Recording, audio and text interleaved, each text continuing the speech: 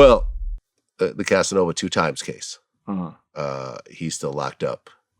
But there was sort of an interesting kind of development since our last interview. Because remember, we were trending, like my name was trending for 2 days because there was a fake article saying that I'm the reason why Casanova's locked up. But we actually got a copy of the audio from... I think I know what you're about to say. Yep, we got a copy of the audio. Like, this is like something you're going to keep on running this. Oh, yeah. You know, if there's a dead horse right here, I'm about to kick it. Yeah, you're about to kick I'm about to kick that. I'm about to kick that dead horse, right? Because we caught, when he was trying to make bail and he was having his bail hearing, we got a copy of the audio because I have a guy, that we work with that basically does all the court stuff for us. And he went and requested it. We got it. We put it out. And in that hearing, the feds literally named Nick Cannon's interview with Casanova as a reason to deny Casanova's bail. That's crazy. And his bail got denied. Not to say that was the only reason. So you're saying that Nick Cannon is the feds? Well, if I'm the feds, Nick Cannon's like J. Edgar Hoover. You know what I mean? He's like, because he's actually in the paperwork. At the end of the day, I'm not the feds. Nick Cannon's not the feds. We all do interviews with people, and it's up to what people want to share with us. You know, in the case of the Casanova situation, what they're trying to do is prove that he's still a gang member or a gang leader of, the untouchable, what was it, Guerrilla Stone Nation? Mm-hmm. Guerrilla Nation, I think. Mm-hmm. And in that interview, he said, I'm still Ape. Although before that statement, he said, I'm not really part of that anymore, but, those are still my homies or whatever else. They're going to pick out that little sentence and use that and present it to the judge or to the jury. Now, the defense is going to bring up something else and say, well, no, look, he's actually saying this, that, and the third.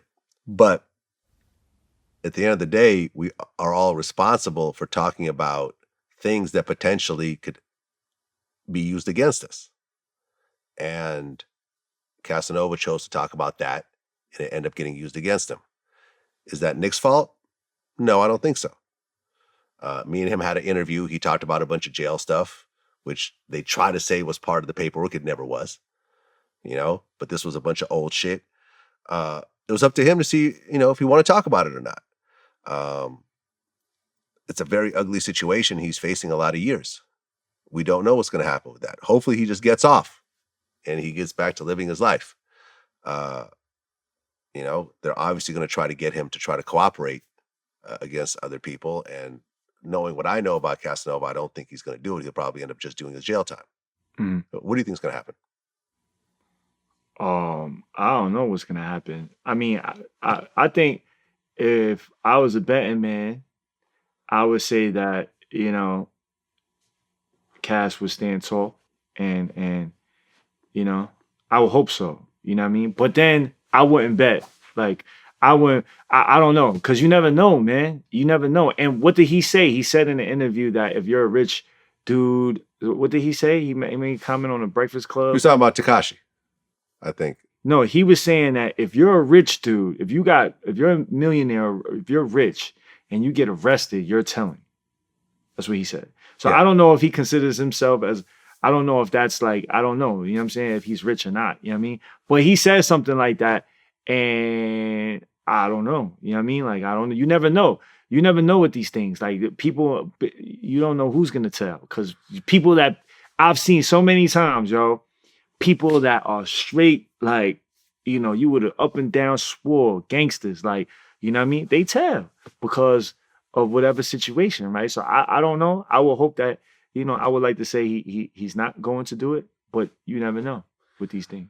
Well, there was like 6 wiretaps in that case, and we actually got some of the paperwork, as paperwork continues to get filed and so forth.